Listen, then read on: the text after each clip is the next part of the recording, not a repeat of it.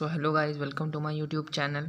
तो आज CSJMU university में BSc सेकंड ईयर मैट्रिक्स का जो क्वेश्चन पेपर जो 2016 और 18 में आया हुआ है, उसमें से मैंने 10 क्वेश्चंस लिए हैं जो कि बहुत ही ज़्यादा रिपीटेड क्वेश्चंस हैं और कह सकते हैं आप बहुत ही ज़्यादा इंपॉर्टेंट क्वेश्चंस हैं। तो मैं यहाँ पर पूरा एक्सप्लेनेशन और क्वेश्चन के अच्छे से एक्सप्लेन करके आपको जहाँ पर सोल्यूशन की ज़रूरत होगी वहाँ पर मैं आपको सोल्यूशन भी करवाऊँगा और फिर उसके बाद ये आपको अगले क्वेश्चन पर ले जाएंगे। ठीक है, तो यहाँ पर पहले आपको क्वेश्चन पढ़ाएंगे, फिर उसको क्वेश्चन पढ़ने के बाद मैं आपको सोल्यूशन दूंगा जहाँ पर ज़रूरत होगी, फिर उसके बाद आगे कर बढ़ेंगे। ठीक है, तो पहला क्वेश्चन है, कोई भी मैट्रिक्स है तो ये हमें बताना है हर्मिशन है, स्क्यू हर्मिशन है, सिमेट्रिक बट नॉट हर्मिशन की, नन ऑफ दीज है। तो हर्मिशन मैट्रिक्स क्या होती है, यहाँ पर ए थीटा ए के बराबर होता है, और स्क्यू हर्मिशन क्या होती है, यहाँ पर ए थीटा माइनस ए के बराबर होता है। तो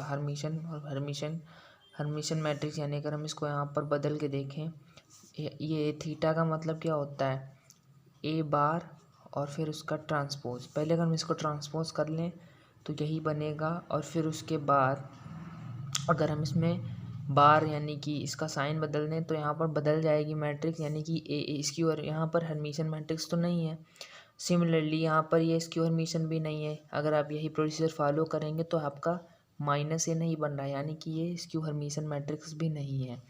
तो यानी कि यहाँ पर ये दोनों ऑप्शन तो गलत हो गए, फिर यानी कि इसका मतलब सी ऑप्शन सही है। यहाँ पर सिमेट्रिक मैट्रिक्स कैसे है, यहाँ पर इस ऑप्शन को देखो, बट नॉट हर्मिशन, तो हर्मिशन सच में नहीं है, तो यानी कि ये वाला ऑप्शन सही है। सिमेट्रिक मैट्रिक्स क्या होता है, ए ट्रांसपोज ए के बराबर है, उस मैट्रिक्स को कहते हैं सिमेट्रिक मैट्रिक्स। तो अगर हम इसका ट्रांसपोज मैट्रिक्स का करेंगे तो ये वापस वही मैट्रिक्स बना देगा, इसका मतलब ये सिमेट्रिक मैट्रिक्स है। ठीक है, और स्क्यू सिमेट्रिक मैट्रिक्स क्या होता है, ए ट्रांसपोज माइनस ए के बराबर होता है। अब नेक्स्ट क्वेश्चन की तरफ देखते हैं, if A is square matrix such that A cube equal to 1 then A inverse is equal to. मतलब ये क्वेश्चन कह रहा है कि ए कोई स्क्वायर मैट्रिक्स है, अगर ए क्यूब 1 के बराबर है तो ए इनवर्स किसके बराबर होगा। ऑप्शन है 1 A square, none of this. तो आपको पता है एक identity A inverse equal to I. अब ए क्यूब को अगर हम इस तरह लिख लें, ए क्यूब 1 दिया हुआ है और ये आइडेंटिटी का भी डिटर्मिनेंट 1 ही होता है, तो अगर हम इसको ऐसे ऐसे तोड़ के लिख लें, ठीक है ना, और तो ये यहाँ पर से सब पूरा क्लियर दिख रहा है कि ए इनवर्स जो है वो ए स्क्वायर के बराबर है, तो ऑप्शन सी करेक्ट हो जाएगा।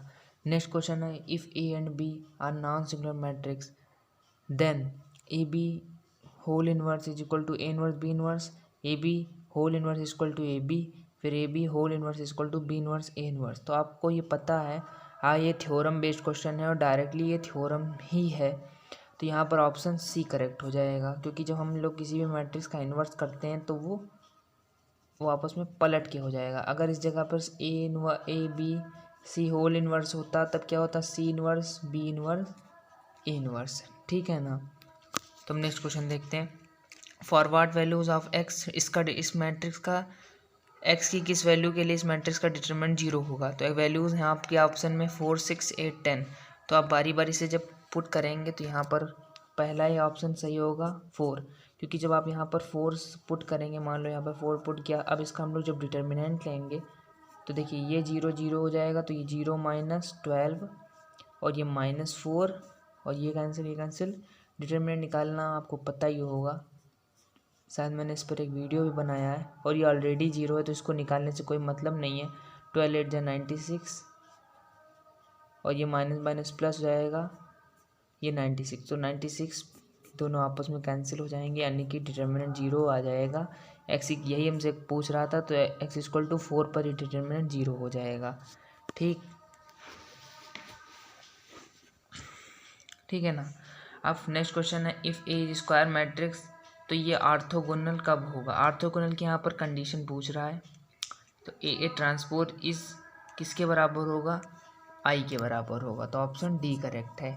यहाँ पे टी भी हो सकता है ट्रांसपोज के लिए, या फिर डैश भी हो सकता है, तो उसके लिए कन्फ्यूजन मत होना, दोनों ही सेम है। रैंक ऑफ मैट्रिक्स है next question, rank of matrix, इस मैट्रिक्स की हमें रैंक बतानी है। ऑप्शन है 2 1 0 3। तो ऑप्शन कौन सा करेक्ट होगा, इसके लिए आपको रैंक निकालना पता होना चाहिए। तो हम लोग यहाँ पर एलिमेंट्री ट्रांसफॉर्मेशन निकाल कर भी लगा सकते हैं। अगर इसमें मैं R1 को चेंज कर दूँ R1 minus R2, R1 minus R2 नहीं, R1 changes to 2R1 minus R2, यानी कि हमने इसमें से 2 मल्टीप्लाई किया, फिर इसको इससे माइनस किया, तो यहाँ पर 0 0 0 बन जाएगा और नीचे 2 4 6 बन जाएगा। अब आप लोग यहाँ पर देख सकते हैं कि इस मैट्रिक्स की रैंक 1 ही होगी, क्योंकि आप लोग यहाँ पर क्लियरली देख सकते हैं कि 2 रैंक हो नहीं सकती है। मैक्सिमम कितनी हो सकती है, 1 ही हो सकती है। देखिए ठीक है, समझ गए होंगे। एक और रैंक का क्वेश्चन है, तो अब नेक्स्ट क्वेश्चन रैंक का है। Rank of every non zero matrix, her non zero matrix की रैंक मिनिमम कितनी हो सकती है।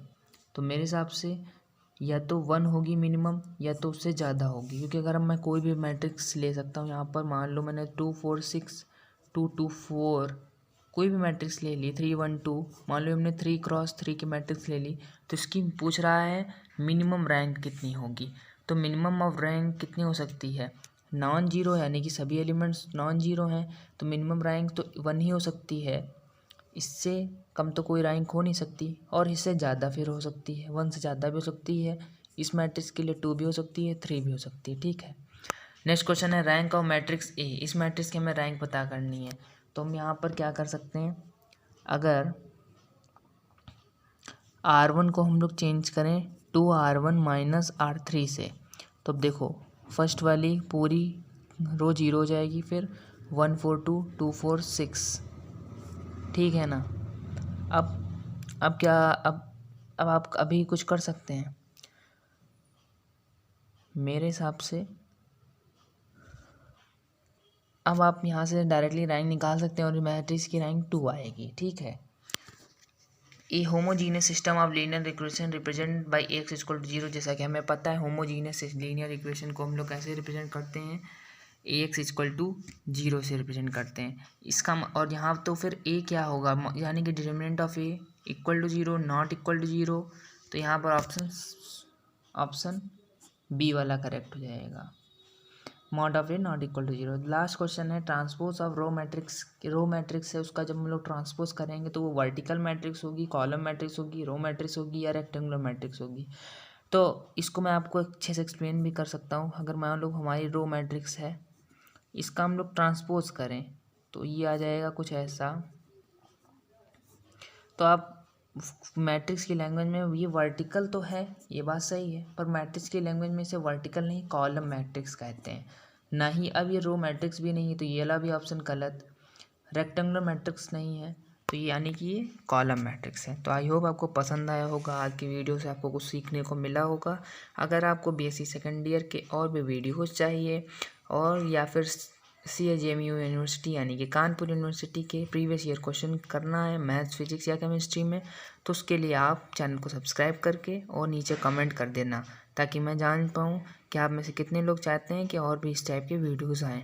तो अगर अभी भी चैनल को नहीं सब्सक्राइब किया तो प्लीज़ चैनल को सब्सक्राइब कर देना, कुछ करना नहीं है, नीचे लाल वाला सब्सक्राइब बटन उसे क्लिक कर देना और इस चैनल का मेंबर बन जाइए। Thank you so much for watching.